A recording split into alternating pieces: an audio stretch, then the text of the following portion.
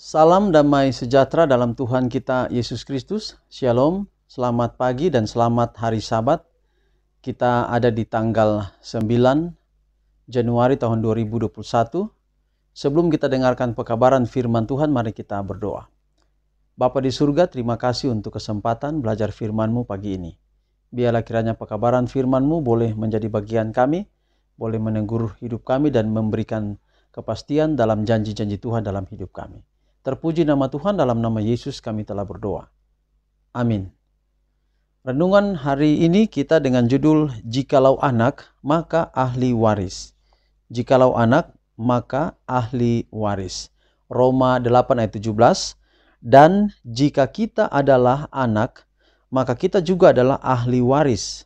Maksudnya, orang-orang yang berhak menerima janji-janji Allah, yang akan menerimanya bersama-sama dengan Kristus, yaitu jika kita menderita bersama-sama dengan Dia, supaya kita juga dipermuliakan bersama-sama dengan Dia. Semua yang turut membuat perjanjian dengan Yesus Kristus, mereka diangkat menjadi anak-anak Allah. Mereka dibersihkan oleh kuasa firman yang menghidupkan itu.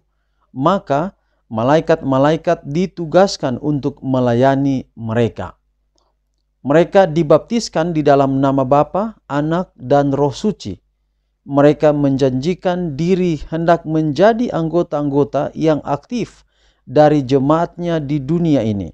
Mereka harus mati kepada segala bujukan, keinginan-keinginan duniawi, tetapi dalam percakapan dan peribadatan. Oleh penyucian roh, mereka harus mengerahkan suatu pengaruh yang hidup bagi Allah. Ahli waris maksudnya orang-orang yang berhak menerima janji-janji Allah, yang akan menerimanya bersama dengan Kristus. Betapa tinggi dan mulianya kedudukan ini, terpisah dan berbeda dari dunia, selamat dari jerat licik iblis. Oleh perjanjian baptisan mereka, orang-orang yang mengaku pengikut-pengikut Kristus telah menjanjikan dirinya hendak berdiri dalam perlawanan terhadap yang jahat. Musuh segala jiwa akan bekerja dengan segala tipu muslihat untuk merusakkan pikiran mereka. Ia akan berusaha memasukkan cara-caranya ke dalam pekerjaan mereka bagi Tuhan. Tetapi adalah keselamatan bagi mereka kalau mereka suka memperhatikan nasihat. Hendaklah kamu kuat di dalam Tuhan, di dalam kekuatan kuasanya. Kenakanlah seluruh perlengkapan senjata Allah, supaya kamu dapat bertahan melawan tipu muslihat iblis. Manusia dihormati oleh dijadikan rekan di dalam ladang Allah, dengan diterima sebagai seorang pekerja di kantor-kantor pusat besar yang telah didirikannya. Oleh penetapan Tuhan penebus kita ialah ahli waris Allah, dan barang siapa bekerja bersama dengan Dia dalam pekerjaan menyelamatkan jiwa-jiwa adalah sewaris dengan Dia. Menjadi seorang yang menang berarti ditaruh dalam barisan orang-orang yang memiliki berlimpah-limpah suatu kemuliaan kekal yang penuh. Kepada kemuliaan yang lebih besar, apakah dapat kita idam-idamkan selain disebut anak-anak Allah? Derajat yang lebih besar, apakah dapat kita pegang?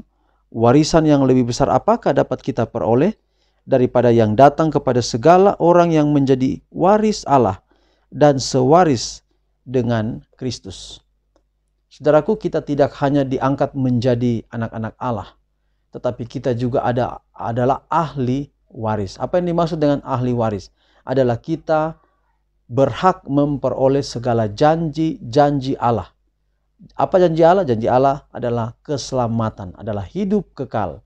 Walau banyak pelanggaran dosa terjadi di atas dunia ini, tetapi janji Allah adalah hidup kekal, dan kita adalah ahli waris dari janji-janji Allah itu. Komitmen kita pagi ini dan merupakan satu tantangan adalah apakah kita mau setia kepada Tuhan dan kita mau menerima hak waris, yaitu janji-janji Allah dalam kehidupan kita.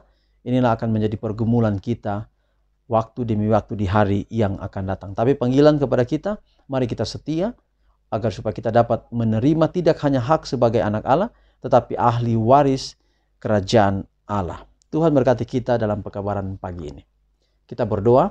Tuhan, terima kasih untuk firman-Mu yang begitu indah pagi ini. Kuatkan kami melalui firman-Mu dan ajar kami untuk melakukan yang terbaik, setia kepada Tuhan sampai Tuhan datang.